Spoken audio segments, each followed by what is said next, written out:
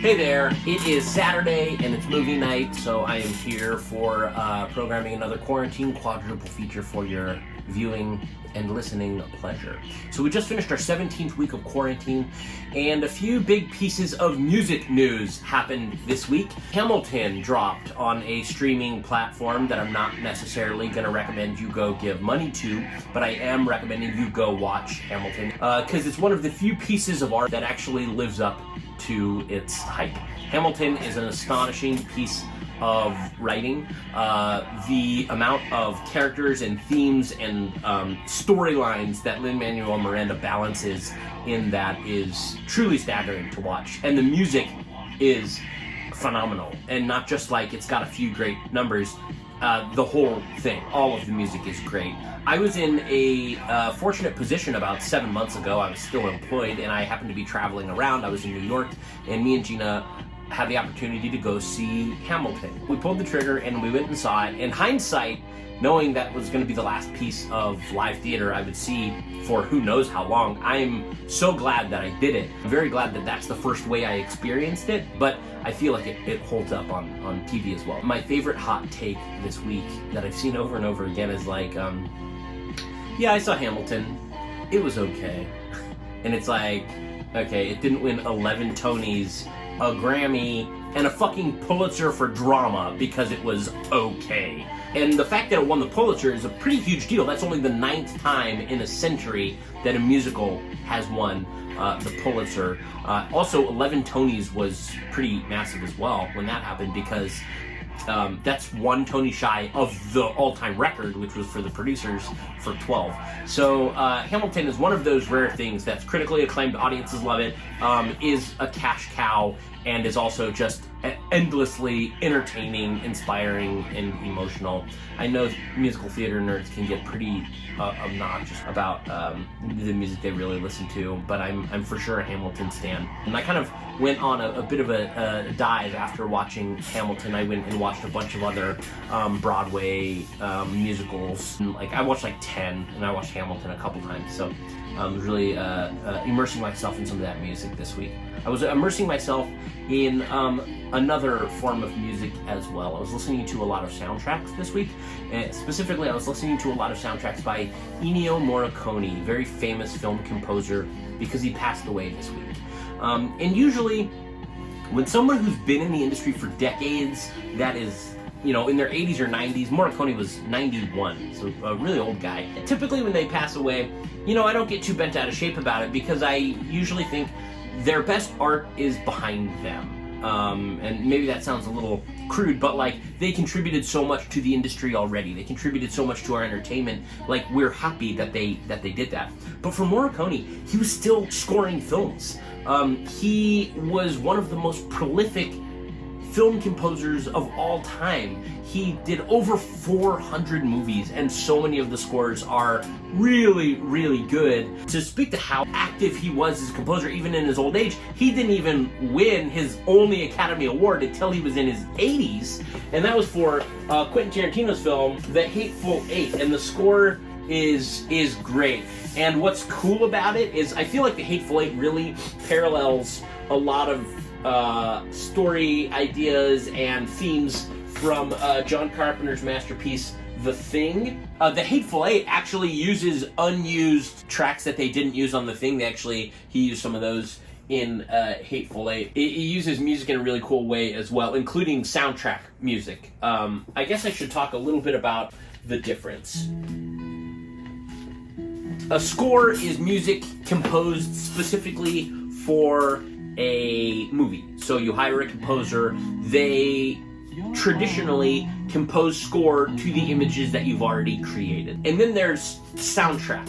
And a soundtrack is music that you kind of curate for your movie. So music that's already been recorded by artists and bands, you take that, you license it, and you put it in your movie. A great example of that is Pulp Fiction. We're really talking about Quentin Tarantino, but he uses music so wonderfully in his films. And The Hateful Eight was actually his first proper film score. Until that, he had used soundtracks essentially as score. He also took bits of scores from other movies and used them as his scores. So he licensed all of his music for all of his films, and Pulp Fiction doesn't have any original score in the whole movie.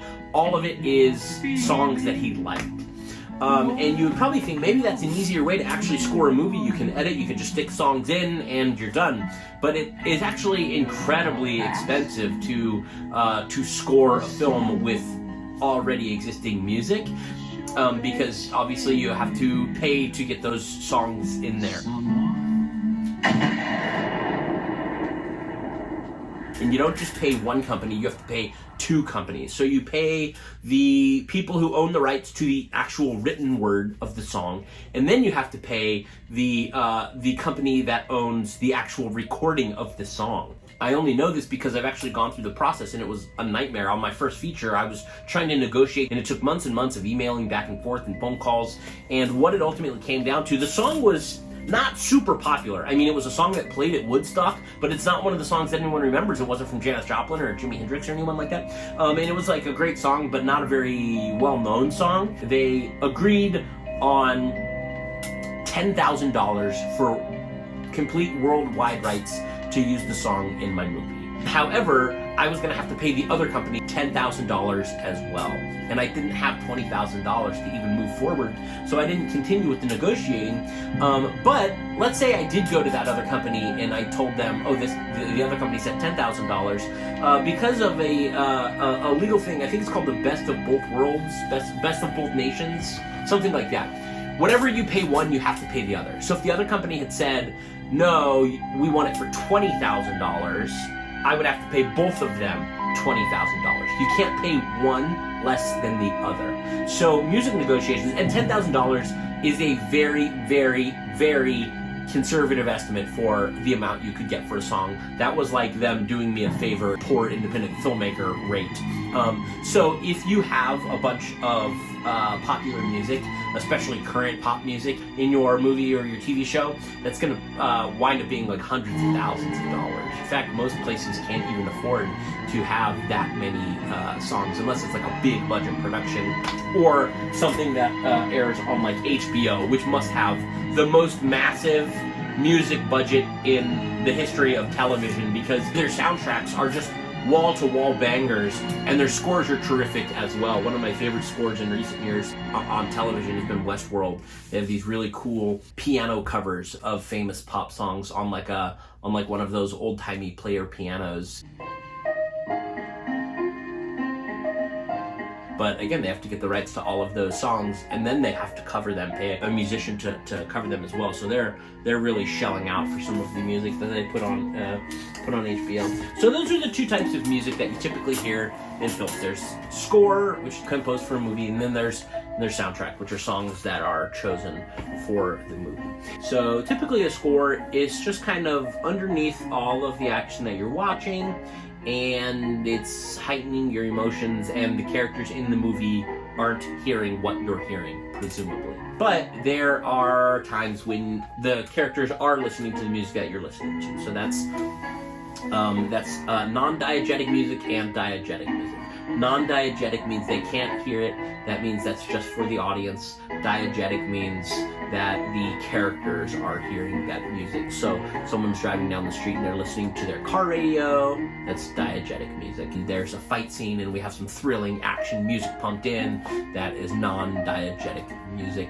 So today we are going to be looking at film scores. We're going to look at the music composed specifically for a movie, and we are going to ultimately get to 4 films that have 4 of my favorite scores. Now, for the 4 films, I wanted 4 films from 4 different decades, just to kind of examine how music has changed over the years, how sometimes it kind of circles back and repeats itself, certain trends. I also wanted films from 4 different genres to kind of examine how the music plays differently in each genre. As you can tell, I have a pretty good record collection. These are my favorite composers. These are a few box sets, and all of this whole shelf is movie scores. So I really love movie scores. I have a crate over there. I've got a bunch of records down here. I've got a crate over here. These are all video game scores, which is a little nerdy, but actually video game music is getting quite cinematic when you listen to a lot of kind of modern video game scores. So I have just shy of 600 records, and about 500 of them are movie scores. So obviously I have a passion for movie music. And I was actually talking to my friend relatively recently. We were Zooming, AJ, and he saw my record collection, and he asked the majority of the records I have, and I told him film scores. And it was basically like, well, why so many film scores? You can listen to them anytime you watch the movie, and you have a ton of movies as well. And that's absolutely true. But I appreciate the music on its own merits and having a different relationship with the score than when I watch the movie. So obviously for almost all of these scores, the first time I heard them was when I was watching the movie. But I enjoy then going and listening to the music for months or years before I ever revisit the movie, and then re-watching the movie knowing the music so well. It's totally a different viewing experience, and it really helps me kind of break down where I think the composer might have been, how they were trying to make this music hit us. Sometimes I'll listen to a score and I'll think it's so simple, but when I watch the film with that very simple score, it does enough to make the viewing experience more emotional. Some filmmakers choose no composition at all. That's obviously a rarity. No Country for Old Men. Technically, there's no score. You don't really hear any music. They still credit a composer because they say that the soundscape that he used is almost musical, but you can more or less argue that there's no score for No Country for Old Men. And there's certainly no score for Dog Day Afternoon, the brilliant Sidney Lumet film that has no score whatsoever. It does have some music. It has a song over the title credits, and then there's some like diegetic music that's in the film. The Birds, which doesn't have any music. No score, rather, is what I should be saying. A more incredibly emotional film, and it doesn't use any music to eke that emotion out of you. It's just a very raw, powerful experience from Michael Haneke. In fact, Michael Haneke doesn't use a film score in any of his films. I wouldn't necessarily recommend, if you're a filmmaker and you're thinking like, I'm going to make a scoreless film as well. I mean, the film needs to be firing on all cylinders to be effective without music. Music is the greatest tool you can have to really highlight your emotions in a film. Some films, you know, would not be the same without their scores. You hear like, oh, music can make or break a great film. And I don't entirely agree with that adage of this can make or break, that can make or break. I've never really watched a film with a score so bad and distracting that it ruins the whole movie for me. So I don't think music's necessarily going to break a film, but it can certainly make a film. And you look at examples, look, what's the most famous example? Must be Jaws. Terrific score, and that music is fucking scary as hell. John Williams, that's probably his best score. There are a lot of movies that wouldn't be the same without the music, but you know, it's all at the discretion of the filmmaker and what they want. And then there's more experimental scores. So you listen to the score for like Texas Chainsaw Massacre, which I actually just saw a couple nights ago at the drive-in. It has a scary score. It's not musical. It's almost like industrial sounds, like metal sounds and things you'd find in like a junkyard, but it's not musical. And I can't necessarily say it's pretty to listen to, but like it's effective. Lars von Trier's Antichrist has sort of a traditional score, but they also do kind of experimental stuff in the music. They have like rocks, they like clack rocks together. They went out in nature and found stuff that they could kind of incorporate into the music. So the best composers are doing creative and original stuff. A lot of traditional kind of Hollywood films, I don't love the scores. And the reason is because they're big, they're overwhelming, and it's wall-to-wall music.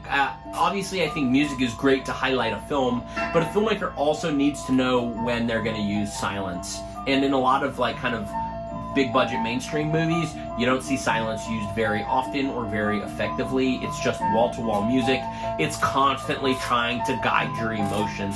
And how many times have you been sitting in a theater, not in the past 100 days, but in your lifetime, where you've watched a film and you think, this is supposed to be emotional. I know I'm supposed to be feeling something right now, but I'm feeling nothing. It could be a variety of reasons. It might just be a shitty movie. It might be poor performances. More often than not, it's a score overbearingly telling you how you're supposed to feel, and that's really obnoxious. So I'm not going to talk about any of that type of stuff, but I'm going to talk about some of my favorite film scores today. So my idea for today is that I'm going to play some music for you. So let's dive into some of my favorite scores. So obviously there's a lot of really terrific, very famous scores. The Godfather, Jurassic Park, E.T. We already know about these. I'm going to try to be a little not quite as obvious with some of the ones that I want to highlight and talk about, and I also want to talk about ones that have like specifically moved me personally. The scores that I listen to most frequently are horror movie scores. So I'm going to talk about some of my favorite horror movie scores, and probably my favorite score of all time is Don't Look Now. Don't Look Now is by Pino Donaggio. It is such a beautiful score. It's also very frightening and unsettling when you watch the movie. Now, this movie is an absolute masterpiece, and you might be like, oh, that's like one of your favorite scores of all time. Why aren't you watching that one? I have Don't Look Now programmed on another quarantine quadruple feature. We'll be watching that one on another night. And it's about a couple that loses a child at the very beginning of the movie.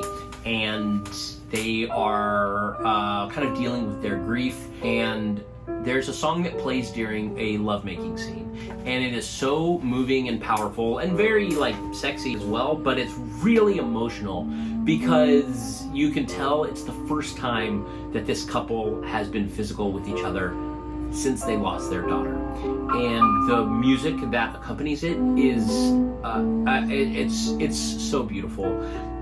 And the way they cut the scene is also just so creative. It's them having sex, and it's also spliced in with them getting dressed after having just had sex, as they're getting ready to go out to dinner. So there's a lot of layers going on. There's a lot of emotion going on. It's really like the most emotionally charged sex scene I've ever seen, and the music really just brings it to a different level. The rest of the score is brilliant as well, and it's not over the top, it's not in your face. Now, Pino Donaggio does a lot of really big scores, and he made this movie. He's an Italian composer. The film was shot in Italy, and based off of the success of this score, Pino Donaggio got hired by Brian De Palma for a lot of his films. So he started doing scores for Carrie, most notably, and then a bunch of his other scores. But Brian De Palma is a filmmaker that is a lot more in your face, and he doesn't really like subtlety. He wants his films to be extreme and visceral and stylishly made, and he wants the score like that as well. So it's funny, Pino Donaggio went from doing these very like subtle, beautiful scores to really intense, scary horror movie thriller scores as well. But he's a terrific composer. He did the score for The Sect, also did the score for Joe Dante's The Howling. We're going to talk about a lot of Italian composers today. Well, let's talk a little bit about Morricone, who was the idea for this whole day. This is my Morricone section. Did a little bit of TV. Space, 1999. Boy, that looks futuristic, huh? He did the score for that. A lot of thrillers, a lot of giallo movies. My Dear Killer, The Black Belly of the Tarantula, however you say that. He had like really beautiful scores as well, and he has very intense, scary moments in his horror movie scores, but they're tracks that you can throw on and really listen to.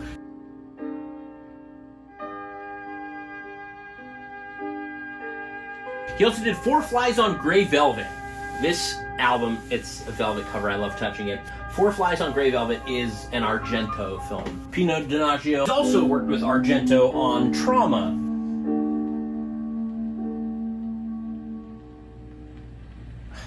Just beautiful.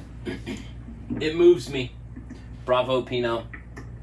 Truly wonderful score with Don't Look Now. Paired with the imagery of the couple making love and healing and getting ready to go to dinner and, you know, being happy for maybe the first time since their child passed away.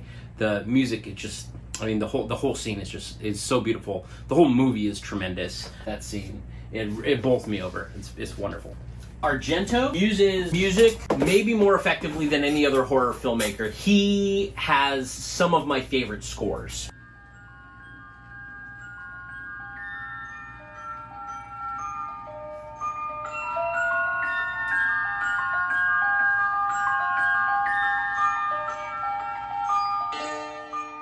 Suspiria, which is composed by Goblin, which Goblin does incredible work for horror films.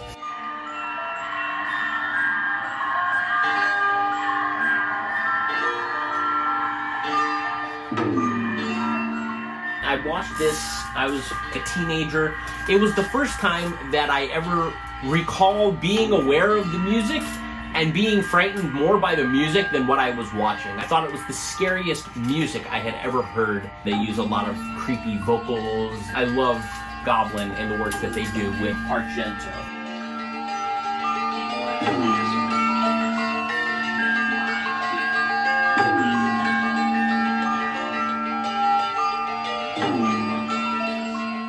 Goblin did a tremendous score for Profondo Rosso, Deep Red, and obviously this is a score I like because I have purchased Deep Red 3 different times. The one for Waxwork is the most complete version. This one has the most tracks, and then the one from Mondo has the second most, and then this is just kind of the basic original pressing for Deep Red. But yeah, I love Argento's music for his horror films. Really set the mood. Let's listen to some of those.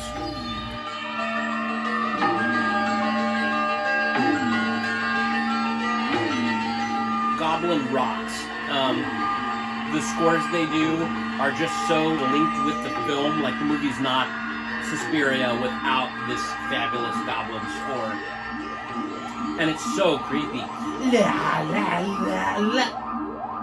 Really freaked me out first time I saw it. This music just really gets into your bones. It really starts rocking from there.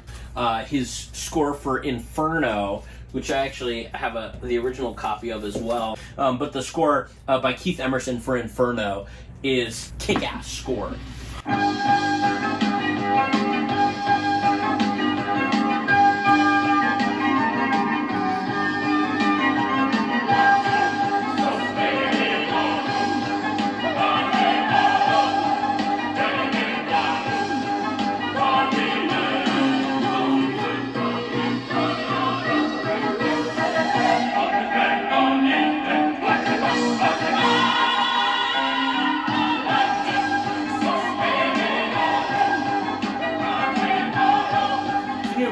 Kicking in at the climax of a horror film, it just like kicks ass, starts moving in such a funny, weird direction.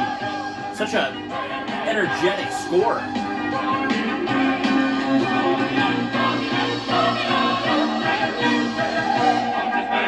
It kind of combines like modern synthy music with operatic vocals. It's something you haven't heard before. It's so fast-paced too.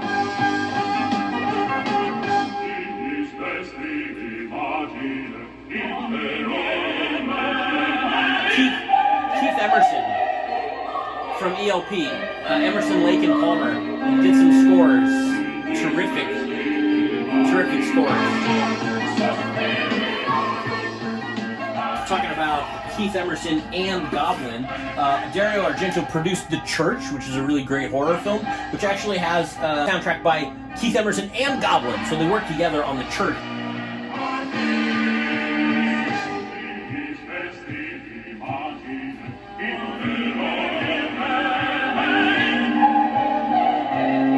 Phenomena is a really great one from Argento as well.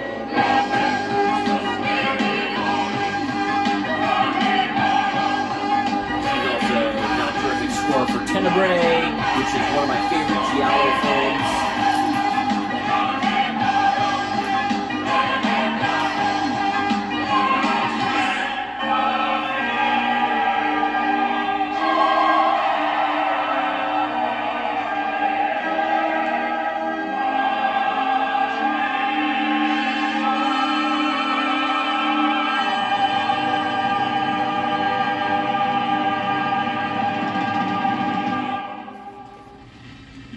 Fucking epic.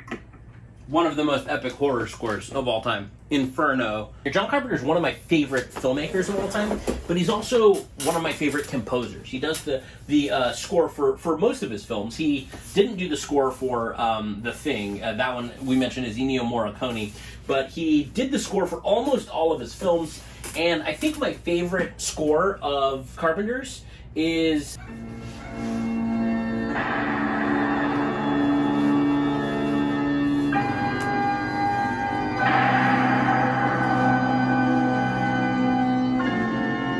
The Fog. I know his most famous is Halloween, but I think The Fog is kind of one of the most unsettling and creepy scores that he did.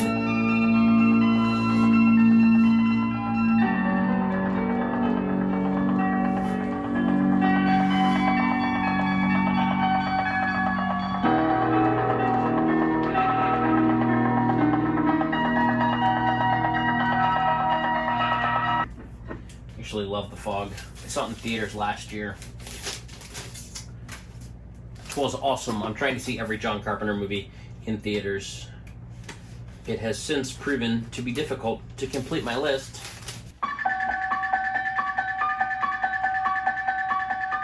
So obviously, Halloween is kind of what we all know and love. He did the score for Halloween 2, and then he co-composed the score with Alan Howarth for Halloween 3, which is actually also one of my favorite John Carpenter compositions. I love all the music for Halloween. After Halloween 3, John Carpenter didn't really have anything to do with the Halloween series again until Halloween 2018 by David Gordon Green, where John Carpenter came back and did the score with his son and Daniel Davis, I think his name is. And it's a score I like so much, I bought the fucking thing twice. And we got some really bad news for fans of Halloween.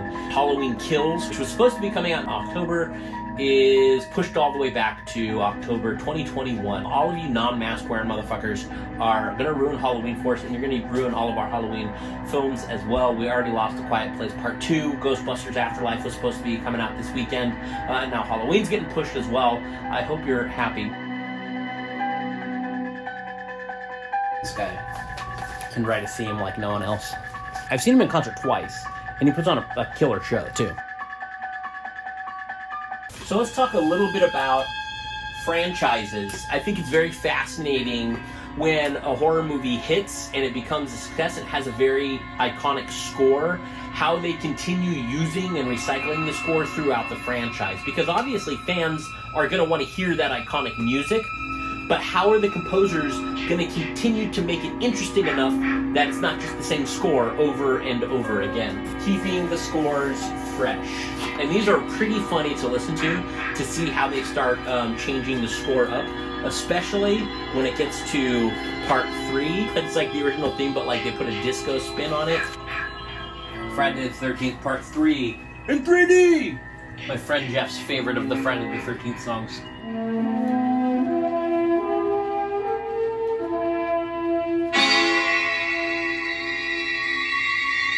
Scared my cat. Sorry, Squeaker.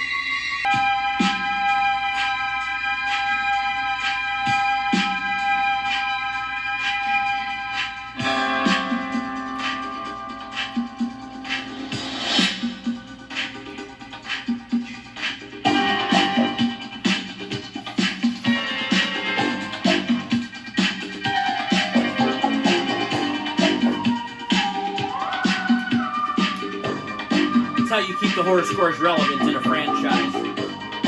During this song, the credits are happening, and they're like...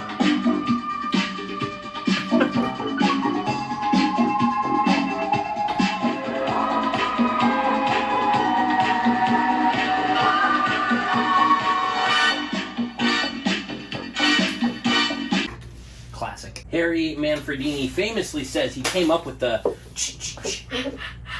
by combining the words "killer, mommy." Don't sound like that though. Definitely sounds like. That's how we've been doing it since we were kids, and that's fucking what it sounds like on the vinyls as well. I don't think so. The original Nightmare on Elm Street score by Charles Bernstein. Spooky.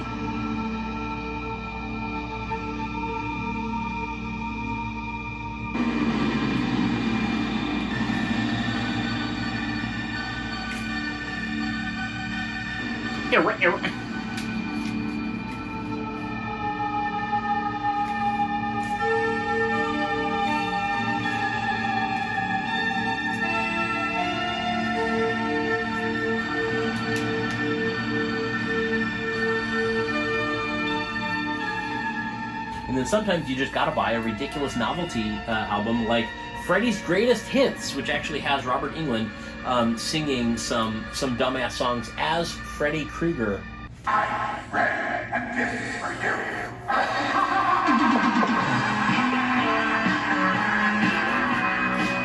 It's called Do the Freddy. So stupid. Hear the happy feet dancing to the beat of the Freddy. Come guide it, make the line back when you're ready. Did they think the Freddy would actually catch on? Pretty feet running from the beat of the Freddy.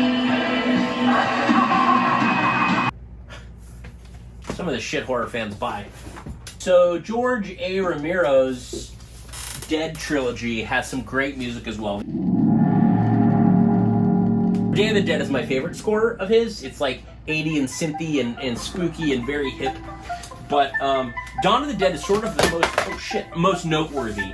So initially, George Romero composed it entirely with library music. There used to be something called library music, and what that is basically musicians were hired to make sort of, for lack of a better term, like public domain music that any filmmakers could use. And a lot of the times you had to pay like a pretty nominal fee, like a small amount, and you could have the songs that were composed for library music. So there's a lot of very famous like Italian like jazz musicians and composers and artists that when they weren't working with their band, sometimes like between gigs, they would go do library music. So there's this amazing catalog of music that films used to be able to just pick and score their movies with if they wanted. Oftentimes it's generic and you don't probably want to score your whole film with it, so usually you use them as temp tracks. So when you're scoring a movie, you put songs in that will give you the idea of the type of music that you want. It'll give the composer, when they're watching, oh, that's the type of feel they want for that song. Okay, that helps. So library music is often used as sort of placeholder music. So George Romero was editing Dawn of the Dead, his zombie epic masterpiece, and he was putting in library music as like temp music. And then when he was done, he was like, "Hey, I like it. Let's release it." And so there's a cut with all library music, and then Argento recut the film for an Italian release, and he got a score from Goblin. And now there's kind of a combined version that has like half library music, half score from Goblin. It's a really unique, interesting score. But probably the most famous music cue from Dawn of the Dead, which is also they use in Robot Chicken. It's like their end credit theme. That's library music. That was like a piece of free music that he had that he put in and ended the movie with it, and it's like the most famous music cue in the film. So it's kind of a rare example of library music really excelling a film's kind of soundscape. She's talking about a lot of music.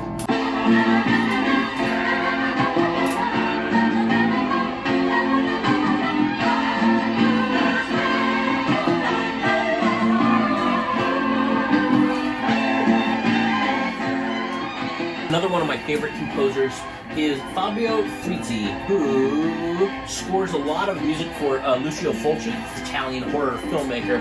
And Frizzi's music really heightens the experience for those films. He's a tremendous composer. In fact, the last big project I worked on before coronavirus happened, my sound guy has actually worked with Frizzi a handful of times, and I was talking to him about my love of some of these classic Italian horror films. And then we go on a break, and then I come back a little bit later, and he's like, "Hey, Paul, come here, I want to play you something." He plays me a message off of his voicemail from Frizzi, who called him to be like, "Paul, I hear that you're a fan of my music, and you're working on your own horror film. Good luck. I love that you love my scores so much." So he had called the composer, and he was like, "Hey, can you call and leave a message for this guy that I'm working with right now who's directing this movie?" So that was pretty cool. And my absolute favorite score by Frizzi is for The Beyond. I love the movie The Beyond, and this is one of my top 3 horror scores of all time. And really interestingly, there's this kind of new trend that some composers are doing where they go back and they rescore the movie. So Fritzi actually did a new score for The Beyond, and they're calling them composer cuts. And basically, it's like they made a score for a movie in the 70s or 80s, and it wasn't with the amount of budget that they would be working with now, or the size of the orchestra that they'd be working with now, or they just have different ideas since then, and they want to go back and recompose the score, which I think is really interesting. And it doesn't take away from the original score, but it's definitely a cool experience. And Fritzi has actually gone on tour composing his new score live for screenings of The Beyond, which I've actually been to twice. I love it. Sounds like a military march for the dead or something. And The Beyond is just a terrific score. I prefer the original score, but they're both really great. But yeah, I fucking love Fritzi and I love The Beyond. Joe LaDuca, let's see, he did the same thing for The Evil Dead, which I also just saw the other night, the double feature with Texas Chainsaw Massacre. But this is The Evil Dead reimagined. So he did his original score, and then years later he wanted to come back and he wanted to rescore the film. So Joe LaDuca, who did the scores for all of the Evil Dead films, all three of them, he redid it. And last year I saw Evil Dead in theaters with the beautiful new 4K remastered version, and the new score, which was interesting. Honestly, I like the original version better. It's a little smaller in scale, which I think works for the film, but it's still a very effective horror score. But definitely worth listening to and watching the film with the new score if you can. And after I saw Evil Dead with the new score, film snobs are so pretentious. I'm sure you're probably watching that thinking the same of me. But I walked out of the theater and I was like, that was a really cool experience. And there was a couple film geeks standing around, and I overheard one of them say to the other, so what'd you think of the new score for Evil Dead? And the other guy was like, I mean, I watched a movie in there, but it wasn't The Evil Dead. And it was like, oh my god, come on. Didn't make it a different movie, clowns.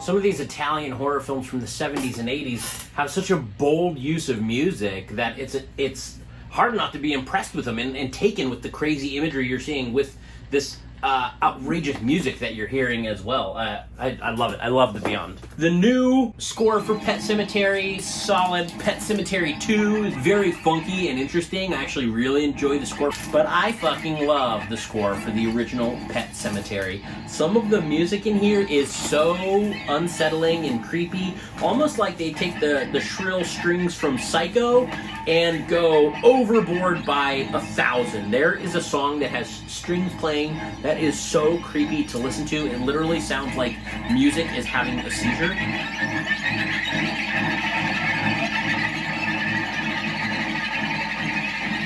I don't wanna be buried in a pet cemetery. The theme for Rosemary's Baby, the opening and ending kind of credit music, is this almost like lullaby sung by Mia Farrow, and it's really spooky and brilliantly sets the tone for the movie. That theme is one of my favorite horror movie pieces of music. Now, one of my favorite movies of all time is 2001: A Space Odyssey. This is the original vinyl. 2001 is scored predominantly with actual classical music, and the way Kubrick uses classic music in his films I really love. I love an unironic use of classic music in films. Typically the way you see classical music used is for joke scenes, because the music is so beautiful and over the top and so well known that you juxtapose it with comedy often. And the way most of us kind of got our horror-based knowledge of classical music is through Looney Tunes, which uses a lot of classic music. Old cartoons use classic music a lot in a lot of the backgrounds of their music. That's where we kind of subconsciously started hearing it. But Kubrick uses classic music really brilliantly in 2001. So that's the original score. This is the repressing, the remastered version. 2001 is funny because Alex North actually did an entire score for the movie before Kubrick decided he didn't love the score for that film, and he had worked with Alex North on Spartacus. The original score for 2001 by Alex North was never used in the film. So this is fascinating to listen to and think what could have been if Kubrick hadn't decided to go with kind of more classical music. I mean, I love the way Kubrick used the music in his film, and obviously he did not make the wrong choice because it's one of the greatest films of all time. But it's just kind of the history of some of these scores is pretty fascinating.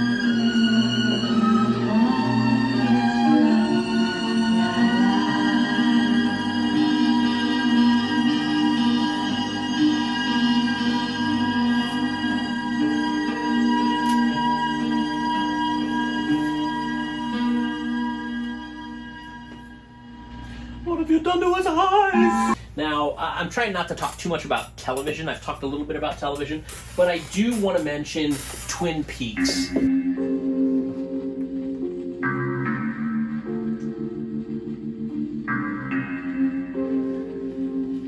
Angelo Badalamenti does the score for most of his stuff, but it's really, really beautiful music in Twin Peaks.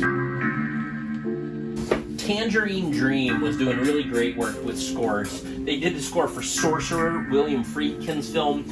They did the score for Michael Mann's Thief. Synth scores were really popular in the 80s. Manhunter, great score for that one. We already talked about John Carpenter doing them as well to compose his scores like They Live. Prince of Darkness, really all the scores he did. And that was really in vogue in the 80s. A lot of horror films were scored with synthesizers, a lot of films in general. And that's kind of a trend that's come back around on itself. The score for It Follows by Disaster Piece is one of the greater modern horror movie scores.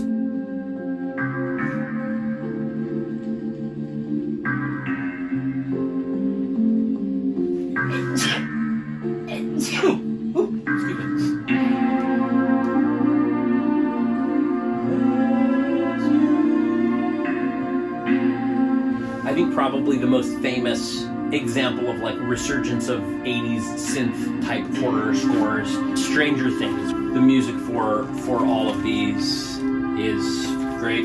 Kyle Dixon and Michael Stein have done a great job drawing from all of the films that have inspired them over the years. Like honestly, this style of synthy score had been done a number of years before Stranger Things, but this is the biggest thing to break into kind of mainstream media and make it hip once again. I've watched so many episodes of I've watched every episode of Twin Peaks multiple times. So this is the song I've probably heard the most out of everything in my collection. Not necessarily that I've spun it the most, but it has such a strange, otherworldly vibe to it. You're going back to a simpler place, Twin Peaks, but it definitely has a dark side.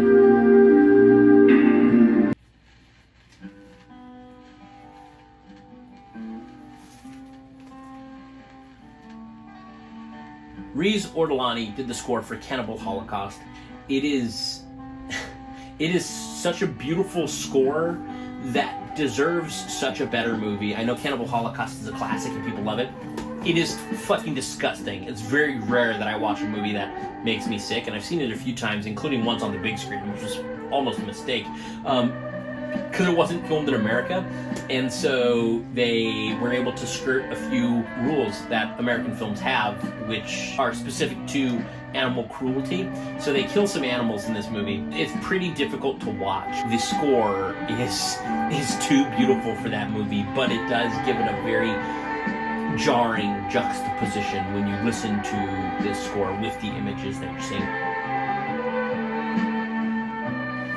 Paul Thomas Anderson, I really love the type of music he uses. And in fact, when he made Magnolia, he started writing the script from an Amy Mann line from one of her songs. And I think it's like now that you've met me, would you oppose to never seeing me again, or something like that. That was the first line he wrote in the movie, and then he wrote the entire screenplay for Magnolia off of that. And so when he was done with the movie, he wanted to give Amy Mann writing credit, and she was like, that's stupid. I literally did not write anything in your script. I'm not taking writing credit on your movie.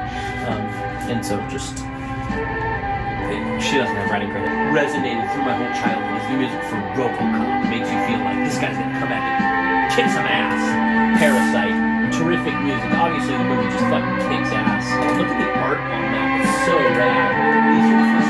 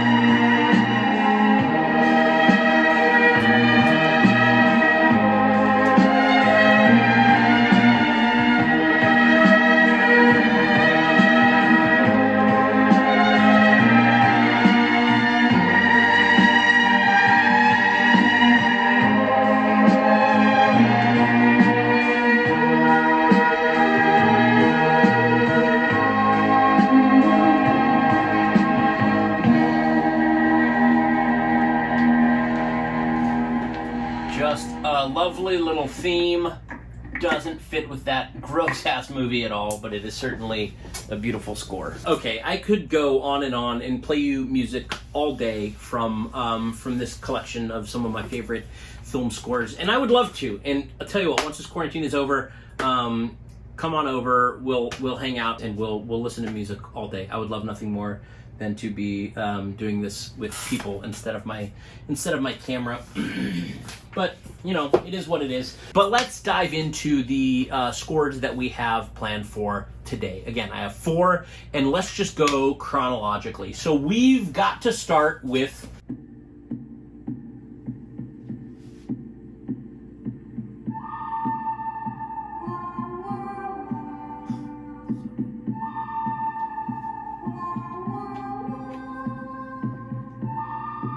the guy who kicked off this whole day, Ennio Morricone, in my favorite score of his, The Good, the Bad, and the Ugly. Now, unfortunately, I don't have that on vinyl because it's pretty rare and very expensive, so I only have that on CD. But it is such a good score. Of all the scores Morricone did, I don't think any are more immediately recognizable or iconic. And it's also like very experimental and strange. Sergio Leone made The Good, the Bad, and the Ugly. It's part of his Man with No Name trilogy, starring Clint Eastwood. This is where Clint Eastwood really got his breaks. He's this guy who strolls into town. He doesn't talk much. The first of the films, A Fistful of Dollars, was actually sort of a remake of the Kurosawa film Yojimbo, and it kind of takes a lot of those classic samurai themes and just transports them into sort of a Western backdrop. And then he did For a Few Dollars More, which is good as well. And then, you know, arguably his masterwork, The Good, the Bad, and the Ugly, completed that trilogy. Sergio Leone would go on to do another trilogy, Duck You Sucker, Once Upon a Time in the West, and Once Upon a Time in America, all of which are really great movies. 6 films. And he's gone down in history as one of the greatest of all time because his direction is so strong. There were a lot of spaghetti westerns being made, which were basically Italian western films. So westerns are a truly American genre, but other countries would do them as well. And the way they would do spaghetti westerns or some of these other westerns like Spanish westerns or whatever is they would take famous American stars and bring them over to their country.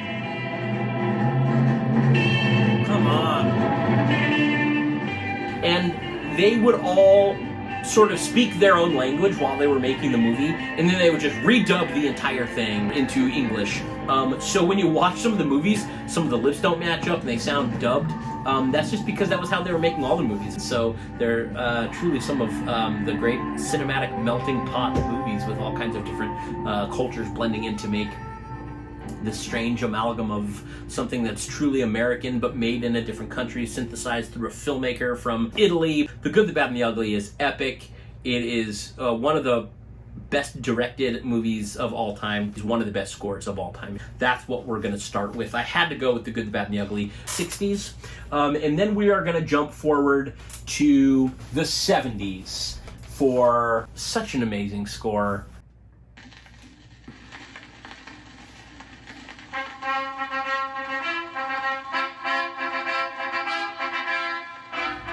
Rocky.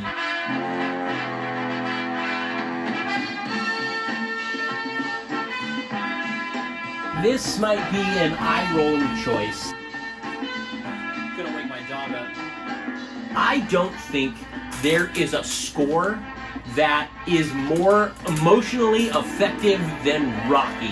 This sends you soaring. The music is amazing. There has never been a better example of inspiring music used in a film. Bill Conti did an amazing job. It's one of those examples of music truly elevating that to the next level to make the film immortal. Where the fuck are you, Creed? And Creed has a really amazing soundtrack as well. I think Creed is probably the second best film in the entire Rocky franchise. That's going to cover our 70s selection. Of course, starring Sylvester Stallone.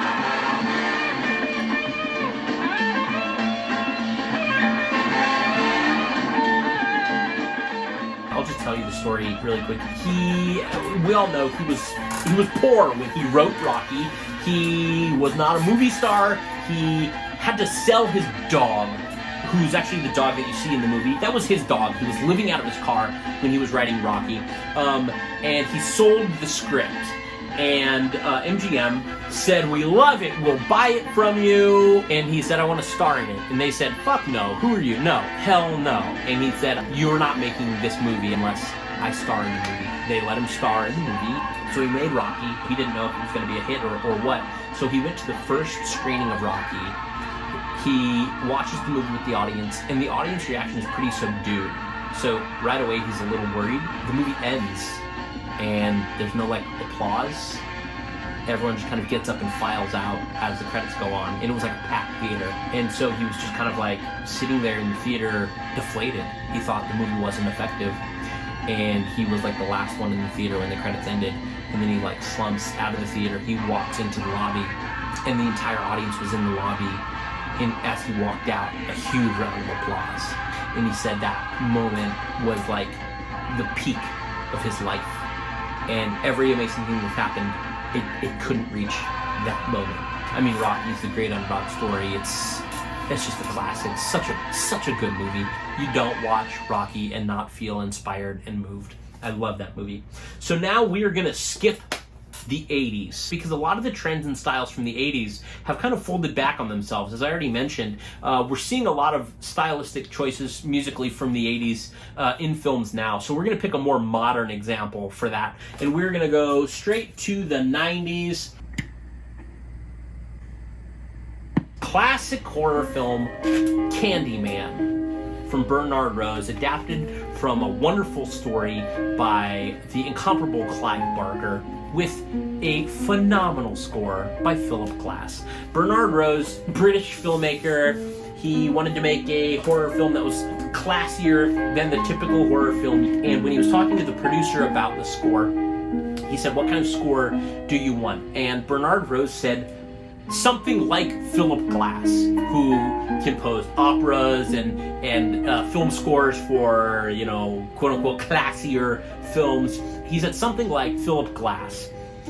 The producer of the film had a relationship with Philip Glass. They had worked before, a working relationship. They had worked before on another film. And so the producer reached out to him and said, "Hey, I'm working on this horror film, but it's going to be a classy piece of work." And Philip Glass agreed. And he did the score, which is so beautiful and just elevates the movie into classic status. This is easily one of the top 3 or 4 horror films of the 90s. I might say it's the second best horror film from the 90s, after Scream, which is probably the most influential horror film of the 90s and also fucking amazing. I remember when I first saw Candyman, I saw it on New Year's Eve. The year it came out, we rented it, and I was watching it with my mom and my dad and a couple of my brothers, and my mom made this punch that had orange sherbet ice cream and some sort of champagne type drink, and I can't explain it, but it was the most delicious thing I've ever tasted, and I don't know what it was, and I've never had it again. And we watched Candyman, and then at New Year we ran outside and banged off pots and pans and lit off firecrackers, and it is the best New Year's I ever had in my life.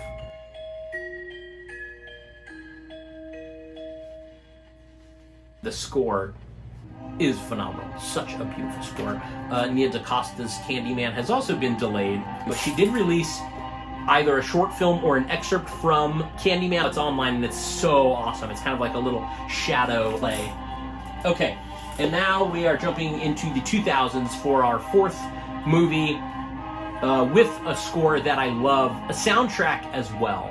And this is Drive. Nicholas Winding Refn uses music so well in his movies. He uses very synthy types music, and he chooses songs for the soundtrack that almost blend seamlessly into the scores. He always uses Cliff Martinez to score his films, and Cliff Martinez does a really great job, but he chooses songs, and you think, is that a song that was chosen, or is that an original composition for the movie? Cliff Martinez has gone on to score Only God Forgives, Too Old to Die Young, his show, and when he was doing...